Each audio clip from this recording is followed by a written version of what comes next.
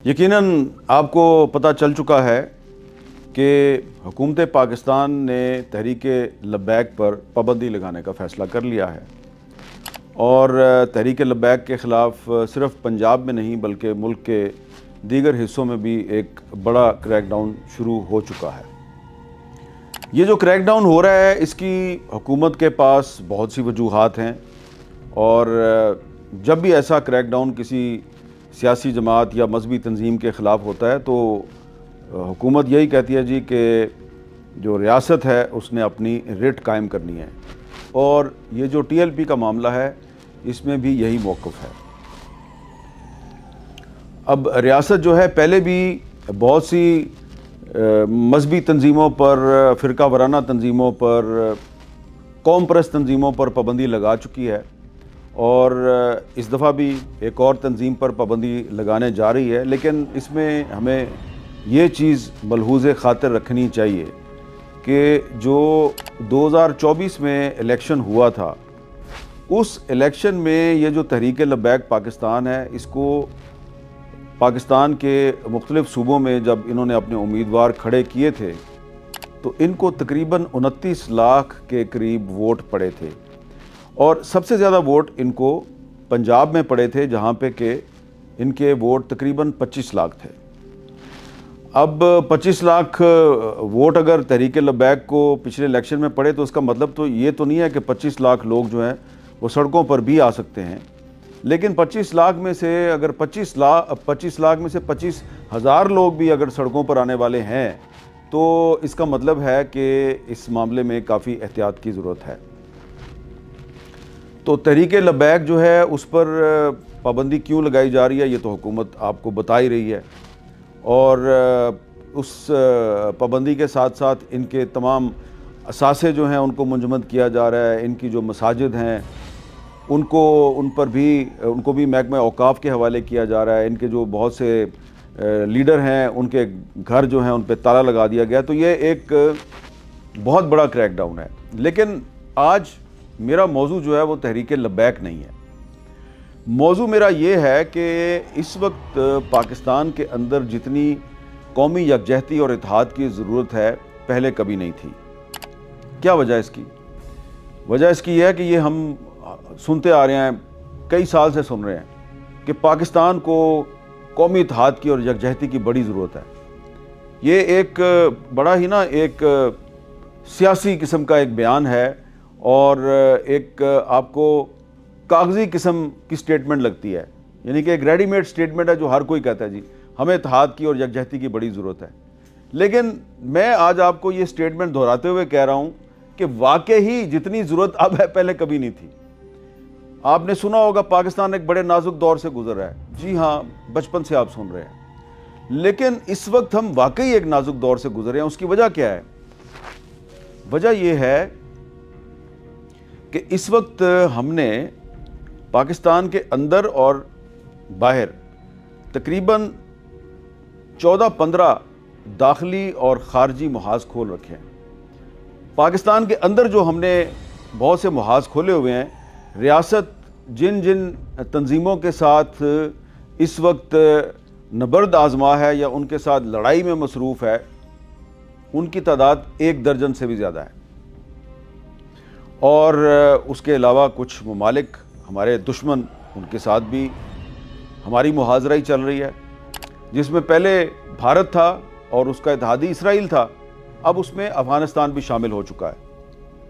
तो मैं आपको सिर्फ ये बताना चाह रहा हूँ कि इस वक्त हमने पाकिस्तान के अंदर कहाँ कहाँ पर मुहाज़ खोले हुए हैं और कहाँ कहाँ पे रियासत जो है वो इस वक्त लड़ाई में मसरूफ़ है। एक तो आप सब जानते हैं TTP तहरीक तालिबान पाकिस्तान, उसके साथ रियासत पाकिस्तान की लड़ाई चल रही है। वो पाकिस्तानी रियासत पर हमले करते हैं, पाकिस्तानी रियासत जो है वो रिस्पॉन्ड बैक करती है। वो पिछले कई साल से रियासत के ख़िलाफ़ लड़ाई में मसरूफ़ हैं और दहशतगर्दी की कार्रवाइयों में मुलव्वस हैं। उन्होंने सिर्फ सिक्योरिटी फोर्सेस पे हमला नहीं किया बल्कि बहुत से मासूम लोग जो हैं उन पर भी हमला किया, उनको भी निशाना बनाया। और उसके बहुत से ग्रुप हैं पाकिस्तान के मुख्तलिफ़ इलाकों में जो तहरीक तालिबान पाकिस्तान है जिस पर कि पाबंदी लगाई जा चुकी है, उसके बहुत से ग्रुप हैं। उन ग्रुप्स की मैं تفصیل میں نہیں جاتا، لیکن اس وقت جو ایک بڑی مزاحمت ہے پاکستان کی ریاست کے خلاف، جو ایک بڑی مزاحمت ہو رہی ہے وہ ٹی ٹی پی کی طرف سے ہو رہی ہے، جس کو کہ افغان طالبان جو ہیں ان کی سپورٹ حاصل ہے. اور ٹی ٹی پی جو ہے اس کا جو بیس ہے وہ افغانستان ہے، لیکن ایریا آف آپریشن جو ہے وہ خیبر پختونخوا ہے اور بلوچستان ہے اور پاکستان کے دیگر علاقے بھی ہیں.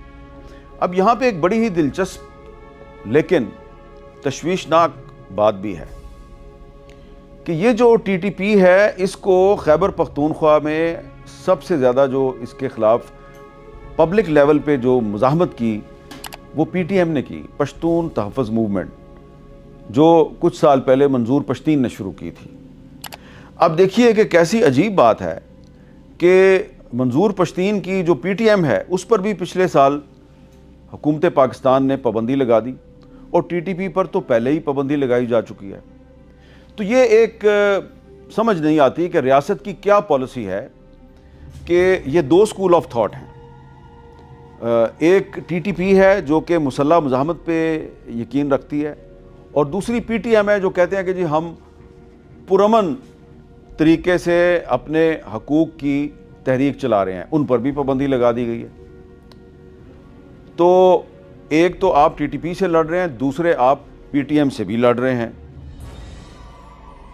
اور اس کے بعد اگر آپ آگے بلوچستان کی طرف جائیں تو وہاں پہ تو بہت سی تنظیمیں ہیں جن کے جو ریاست کے خلاف لڑ رہی ہیں، ریاست جو ہے ان کو ختم کرنے کی کوشش میں مصروف ہے.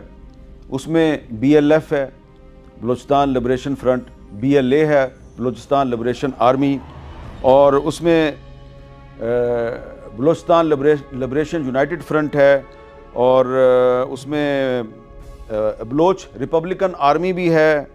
اس میں ایک تنظیم ہے لشکر بلوچستان، اور بلوچ اسٹوڈنٹس آرگنائزیشن آزاد گروپ، بی ایس او آزاد گروپ، اس کو بھی ریاست نے بین کیا ہوا ہے، اور اس پر بھی پابندی ہے. اور اس کے لوگوں کے ساتھ، یعنی کہ یہ جو اسٹوڈنٹ ونگ ہے کچھ علیحدگی پسند تنظیموں کا، اس کے ساتھ بھی ریاست کی لڑائی چل رہی ہے. اور اس کے علاوہ یہاں پر بلوچستان میں بلوچ یکجہتی کمیٹی ہے، یعنی کہ مارنگ بلوچ جس کی کرتا دھرتا ہیں، ان کے ساتھ بھی ریاست کی لڑائی ہے. بلوچ یکجہتی کمیٹی جو ہے وہ کہتی ہے جی کہ ہم اپنے حقوق کے لیے پرامن جدوجہد کر رہے ہیں، لیکن ان کے ساتھ بھی ریاست کی لڑائی چل رہی ہے. اس کے بعد آپ دیکھیں کہ آزاد کشمیر میں آپ آ جائیں تو یہاں پہ جموں کشمیر عوامی ایکشن کمیٹی، جموں کشمیر عوامی ایکشن کمیٹی، اس کے ساتھ بھی ریاست جو ہے وہ اس کی کافی کشیدگی رہی ہے. پھر مذاکرات ہوئے، مذاکرات میں سیز فائر ہو گیا، کچھ ان کی مان لی گئی باتیں، کچھ ریاست کی باتیں مان لی گئیں. لیکن ابھی بھی یہ جو جموں کشمیر عوامی ایکشن کمیٹی ہے، اس کے جو لیڈرز ہیں ان کا خیال ہے کہ شاید ریاست جو ہے وہ اپنے جو وعدے انہوں نے ہمارے ساتھ کیے ہیں اس کو پورا نہیں کرے گی. اور یہاں پر آزاد کشمیر میں اور بھی کچھ قوم پرست تنظیمیں ہیں، ان کے ساتھ بھی ریاست کے تعلقات ٹھیک نہیں ہے. ریاست سمجھتی ہے کہ جی ان کو بارڈر پار سے سپورٹ مل رہی ہے. اس کے ساتھ ہی جڑا ہوا علاقہ جو ہے وہ گلگت بلتستان ہے. گلگت بلتستان میں بھی کچھ تنظیمیں جو ہیں ان کے بارے میں ریاست کا دعویٰ ہے کہ وہ پاکستان کے مفاد کے خلاف کام کر رہی ہیں. جیسے کہ اس میں ایک تنظیم ہے جی بلاورستان نیشنل فرنٹ، تو اس پر بھی ریاست نے پابندی لگائی ہوئی ہے اور اس کے ساتھ بھی آپ کی لڑائی چل رہی ہے. پھر آپ سندھ میں چلے جائیں تو وہاں پہ کراچی میں جو M Q M Altaf Hussain group ہے، وہ اس کے ساتھ ریاست جو ہے وہ اس کے تعلقات ٹھیک نہیں. ریاست اس کو ملک دشمن سمجھتی ہے. الطاف حسین صاحب پاکستان نہیں آتے، میڈیا پر پابندی ہے، وہ ان کی شکل نہیں دکھا سکتا، ان کے بیانات نہیں دکھا سکتا. پھر اسی طرح کراچی میں ایک پیپلز امن کمیٹی ہے لیاری کے علاقے میں، اس پر بھی پابندی ہے. آپ تھوڑا سا کراچی سے باہر نکلیں، آگے کی طرف جائیں تو سندھ کے شہروں میں ایک تنظیم ہے جی اے سندھ متحدہ محاذ، اس پر بھی پابندی ہے. اور اس کے جو پاکستان سے باہر جو لیڈر بیٹھے ہوئے ہیں وہ بھی کہتے ہیں جی کہ ہم بھی پاکستان کی جو ریاست ہے اس کے خلاف لڑائی میں مصروف ہیں. تو یہ بہت سے لوگ ہیں جو بلوچستان اور جن کا تعلق بلوچستان سے ہے اور جن کا تعلق سندھ سے ہے وہ پاکستان سے باہر بیٹھے ہوئے ہیں اور پاکستان سے باہر بیٹھ کے وہ پاکستان کے خلاف مزاحمت کر رہے ہیں۔ اور اس کے بعد پھر آپ دیکھیں کہ اس میں پی ٹی آئی ہے، پاکستان تحریک انصاف۔ پاکستان تحریک انصاف جو ہے اس کے پاس صوبہ خیبر پختونخوا کی حکومت ہے، اس کے جو چیف منسٹر ہیں سہیل آفریدی صاحب، وہ کھلم کھلا یہ کہہ رہے ہیں جی کہ میں اپنے صوبے میں کسی ملٹری آپریشن کی حمایت نہیں کروں گا اور میں جو افغانستان کی حکومت ہے اس کے ساتھ مذاکرات کا حامی ہوں۔ تو وہ بھی جو ہے وہ ایک پیج پر نہیں ہے۔ تو یہ بہت سی تنظیمیں ہیں اور ان کی تعداد جو ہے وہ 1 درجن سے بھی زیادہ ہے۔